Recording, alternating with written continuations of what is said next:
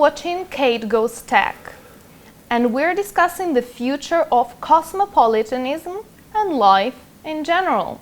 Calvin was born in a small city of Saskatchewan and then spent time in Vancouver establishing his Bodog empire and the overall business.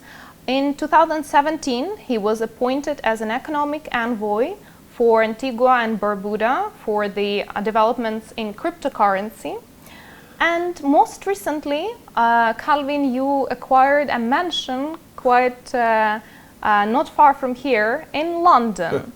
And it does look trend-wise that more and more billionaires are coming to London and establishing it as a permanent base, despite Brexit. So we do not choose the place where we are born, so it's all clear with Canada. But I'm very interested about two other choices. What was the main motivation for those? Well, I like Antigua. I've been there for 15 years now, and it's where everything points to. It's sort of the top of the pyramid of my businesses. That's where the head office is for my family office that runs all my private personal affairs. For Ayre. The Ayre group is based in Antigua. I like London because it's the Bitcoin space and the cryptocurrency altcoin sort of side business that it spawned is kind of unique in that it's one of the few areas of information technology that it's not dominated by the United States. And London, I think, could be characterized as the epicenter of this industry right now today. So from that perspective and how important that sector is for me right now, it's my primary focus. That made it important that I have a footprint here in London. But I still consider Antigua my home, and I really enjoy my time there. So sounds like London is a perfect crossroads for all the crypto, all the coins and blockchain. Well, looks like we're at the right place. Calvin, how do you see the redistribution of wealth overall playing out in 21st century?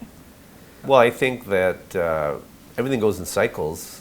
But I believe the cycle we're in right now is that wealth is actually being focused in the hands of fewer and fewer people. I don't actually get a sense that there's any wealth distribution going on anywhere in the world. And if you look just in the United States, which sort of prides themselves as being that place land where of opportunity. Yeah, land of opportunity. I mean, the reality is that yes, you may have more opportunity there than where you come from, depending on how messed up the economy is in your home country. But the reality is that it's getting harder and harder to live the American dream in the United States. So I'm pretty pessimistic. I'm actually also worried about climate change and a lot of other things that I don't think people in leadership positions in the world are really offering true leadership. So as we have an occasion to discuss urbanization and the future of life with Calvin Ayre, I'm very interested about your opinion of people's choices for life in the future.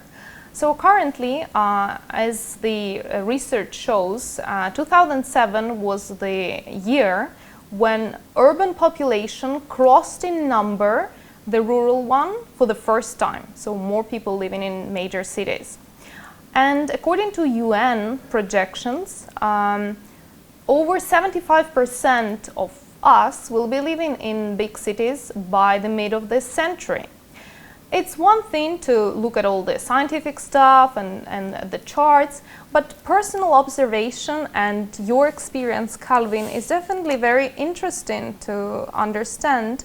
Do you think people will be moving to the paradises of tranquility more, like Antigua, whatever it is left of those paradises? Or will they be choosing the bustling financial and economic capitals like London or New York, Hong Kong? What do you think will dictate those choices? I don't see anything changing the trend right now in the near term, which will be more people going to seek opportunity in cities. I think that it's quite likely, if you look back in history, that cataclysmic things, whether they're pandemics or huge earthquakes or asteroid strikes that have shifted the evolution of life on our planet and human evolution. That we live in a volatile neighborhood, and that if you only look back a couple thousand years, you don't really understand how volatile the neighborhood is. So I think we're always at risk of something really cataclysmic happening that's going to shift things away from the current trends. But barring that happening, and certainly for the rest of our lifetimes, I can't see anything changing the increased urbanization on the planet. And it's really unfortunate because, you know, there's a lot of debate about climate change, whether it's caused by humans. I don't think there's any debate that humans are affecting it. But the reality is that more people is more pollution. And so people that are fighting, saying that humans aren't causing climate change are kind of missing the point, because what humans are doing for sure is polluting, and I know I would rather live in a planet that had less pollution. Oh, yeah, so I do think that there's agree to a sustainability argument, whether you buy into climate change as being human caused or not. I think the issue still exists.